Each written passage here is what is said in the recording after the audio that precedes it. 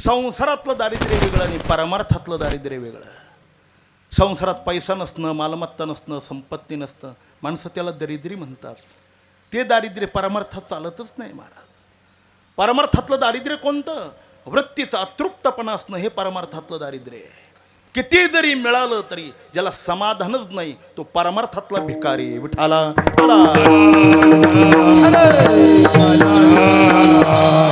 राऊत बाबांचं नेहमी वाक्य आहे, कोवा दरिद्री. कोण दरिद्री? सभवती दरिद्री यश तृष्णा विशाला. ज्याची तृष्णा सारखी वाढते ना तो खरा दरिद्री. वैकुंठवासी घोले बाबा दृष्टांत सांगायचे, कार्तिकी वारीला त्या घाटावर काही भिकारी असतात. भिकारी त्यांची फार कीव करायची नाही महाराज. का बरं? एका काळात श्रीमंत असताना त्या हाताने दानच केलं नाही म्हणून देवाने अशी वेळ आणली आता ते भेक मागत बसले. भोगेदानी जे केले म्हणून सत्याला द्या, नाही तर तुम्हालाही घाटावर बसावं लागेल. विठाला जेत देत संपत्ती आणि दया दोन्ही वसती आले ठाया तेथ जाण धनंजया विभूती माझी. मग ते भीक मागतात, द्यावोजी माय बाप. मला माहिती आहे महाराज, मराठवाड्यातला वारकरी परिस्थितीने गरीब असेल तरी मनाने अत्यंत श्रीमंत आहे. अत्यंत श्रीमंत. घाटावरून चालत असताना रुपया 2 रुपयाचं नाणं तो खिशातून काढतोच कसली परिस्थिती असली आणि ते भिकाऱ्याच्या ताटात टाकतोच महाराज. रिकाम्या हाताने मराठवाड्यातला वारकरी तरी परतून मागं जाणार नाही. ती जात आम्ही तिथं राहिलो आहे. सगळा अनुभव आहे आम्हाला बघा. अत्यंत प्राणप्रिय वारकऱ्यांवर अत्यंत समर्पण जीवन मराठवाड्यातलं आहे. मग ती लोक ताटात नाणं टाकलं का तो भिकारी हुशार असतो, टपकन उचलतो आणि आपल्या पडशीमध्ये ठेवतो. उचलतो का पडशीमध्ये ठेवतो, त्या ताटात काहीच ठेवत नाही. त्याच्या शेंगदाणा साखर आता फोटाने ठेवायला लागलाय. त्याला विचारा, कार्तिकी सारखी महावारी एकादशी आहे, लाखो वारकरी या घाटावरून गेलेत, तुमच्या ताटात कोणी काही टाकलं नाही का? तो प्रामाणिक आहे म्हणा. तो म्हणतो महाराज भरपूर मिळालं हो, भरपूर मिळालं. मग ताटात कसं काय दिसत नाही? तो म्हणतो तुम्हाला काही कळतं का? ताट भरलेलं पाहिलं तर पुन्हा कोण टाकील याला खानदानी भिकारी म्हणायचं. नाही कळालं, उद्या कळेल. विठाला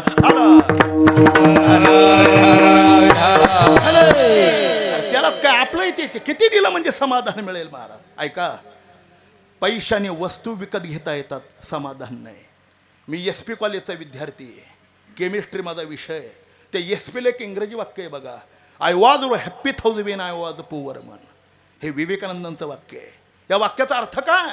सुईच्या छिद्रातून अलीकडचा उंट पलीकडे जाईल, पण श्रीमंत्यांनी समाधान एका ठिकाणी नांदतच नाही राजा. नांदत नाही, नांदतच नाही, नांदतच नाही. कोटी कोटी रुपयाची घरं पाहत होता आम्ही महाराज. रोज एका एका गावाला फिरतो. कोट 2 कोट 4 कोट 6 कोट खर्च करून बंगले बांधले जातात. बंगल्याला नाव असतं समाधान, बंगल्यात नुसत्याच कटकटी राहतात. बंगल्याचं नाव शांती सदन आणि बायको नुसती 14 जानेवारी. काय करतात? काही कामाचं नाही, समाधानच नाही. अहो बंडा तात्याचं वाक्य आहे, समाधान कुछ दूर की बात आहे. समाधान सोडा, लाख रुपयाची गादी विकत आणता, लाख, त्याच्यावरची झोप किती पैशांनी विकत आणायची? बाजारात गेल्यानंतर पक्वान्न विकत मिळेल राजा, पक्वान्न. पण भूक किती पैशांनी विकत आणायची? भूक आणि झोप जर पैशांनी विकत मिळत नाही तर समाधान कसलं पैशांनी मिळेल? मिळत नाही, मिळतच नाही.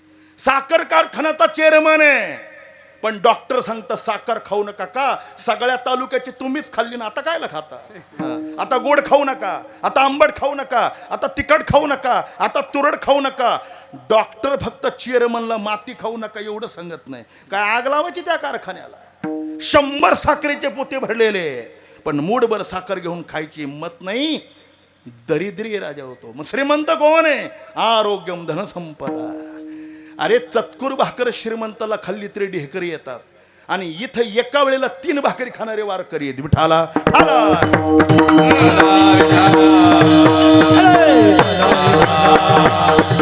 कोण समाधानी? रोडवर फुटपाथवर पडणाऱ्या लोकांना सकाळी सूर्योदयाचं भान होत नाही, आणि श्रीमंत माणसाला झोपायला इंजेक्शन घ्यावे लागतात. कोण भिकारी आणि कोण श्रीमंत आहे?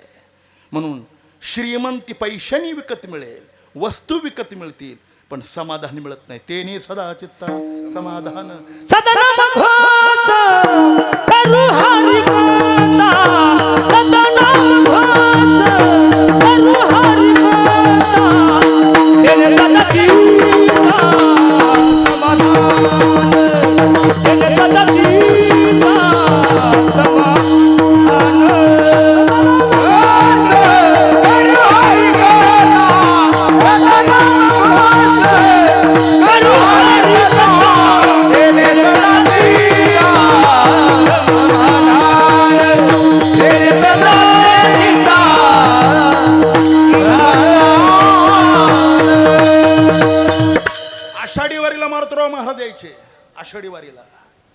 ज्ञानेश्वराच्या मठात थांबायचे.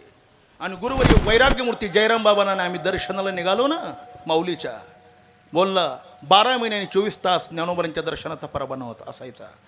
म्हणून निघालो का चला म्हणायचे, मारुतराव महाराज आले असते दर्शन घेऊ. महाराज त्या व्यक्तीला जर पाहिलं तर काळी कानटोपी, मळक शरीर, धोतरे, मांडी एवढंच, गुडघे एवढंच, पण चेहऱ्यावर तर समाधान, दर्शनी प्रशस्त पुण्यपुरुष. त्यांचा चेहरा जरी पाहिला ना महाराज तरी समाधान वाटायचं. का सगळं समाधान त्यांच्या अंगणामध्ये लोळण घेत होतं राजा. परिस्थिती जेमतेम असेल, सामान्य जीवन असेल महाराज, पण समाधान ज्यांच्या घरी राबत होतं. आता परिस्थिती लोकांची चांगली हो, पण समाधानाचं मोठं दारिद्र्य. विठाला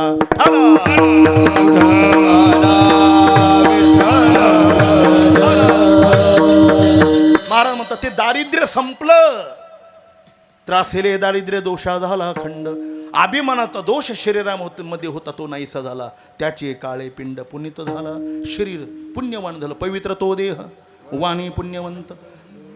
कान्होराज पाठक नावाचे भगवत भक्त होऊन गेले केंदूर पावळा कान्होराज पाठक.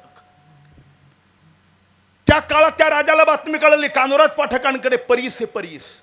परीस म्हणजे असा धातू आहे म्हणतात. तो लोखंडाला लावला का त्याचं सोनं होतं. कोणाला पाहिजे असेल तर मी त्याची प्रयोग सांगतो, तुम्ही घरी जाऊन करा. ज्ञानोबाराय सांगतात काय करायचं. एक वस्त्र घ्यायचं आणि एक दगड घ्यायचा. तो दगड त्या वस्त्रामध्ये 7 वेळेला बांधायचा आणि 7 वेळेला सोडायचा. तो दगड परीस होतो. पण कधी बांधायचा, हा ते आहे का, ते महत्वाचं. कधी बांधायचा. आकाशामध्ये वीज चमकल्यापासून वीज मावळेपर्यंत 7 वेळेला बांधायचा आणि 7 वेळेला सोडायचा. एवढ्या फुकटा सांगायला मी एवढ्या लांबून आलो. विजेचे उदयले तोच असत, वीज उगवणं आणि मावळणं जसं क्षणार्धात आहे. मग कधी 7 वेळेला बांधायचं कधी सोडायचा, म्हणूनच तो दुर्लभ आहे. विठाला विठाला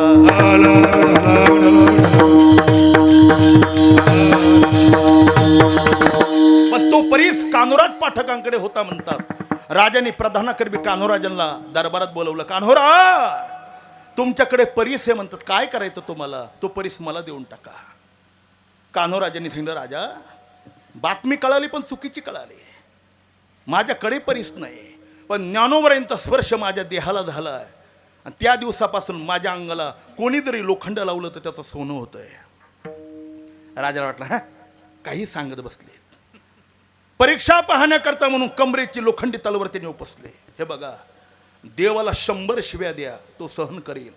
साधूकडे वाकडी नजर धरून पाहिलं तर त्याचं कामच तमाम होतं. महाराज संताशी शोभवी कोणत्याही प्रकारे आणि त्याचे बरे नव्हे उभय लोक.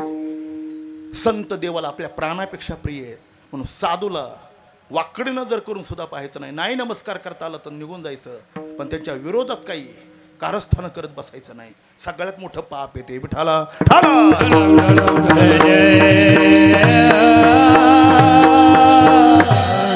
पण राजाला दुर्बुद्धी सुचली.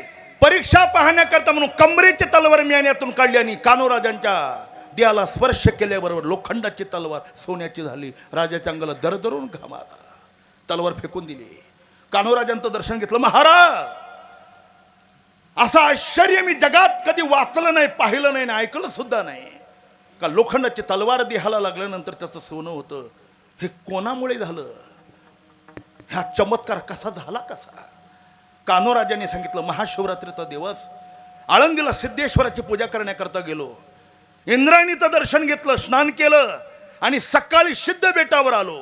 ज्ञानोबराय, मुक्ताबाई, सोपन काका आणि निवृत्तीनाथ लपंडावाचा खेळ खेळत होते.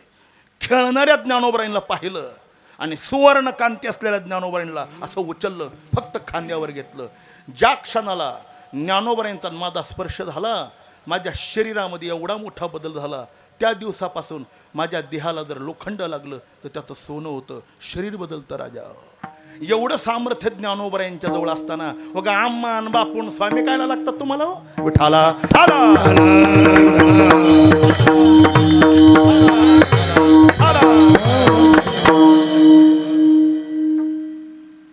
पवित्र तो देहवाणी पुण्यवंत. जो वजे तोच सकल चिंतामणी शरीर जरी दाया अहंकार गर्व ताठा निंदा हिंसा नाही देह कपट बुद्धी निर्मळ स्फटिक जैसा.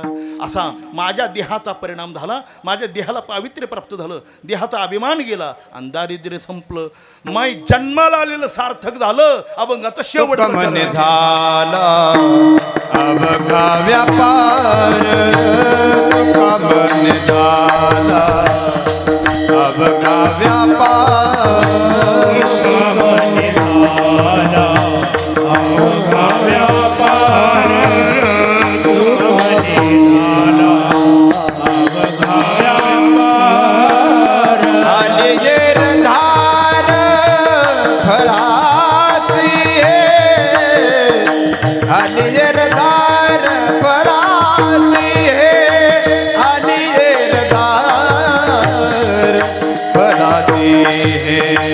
पाऊले पत्नी माझे आलली पाऊले.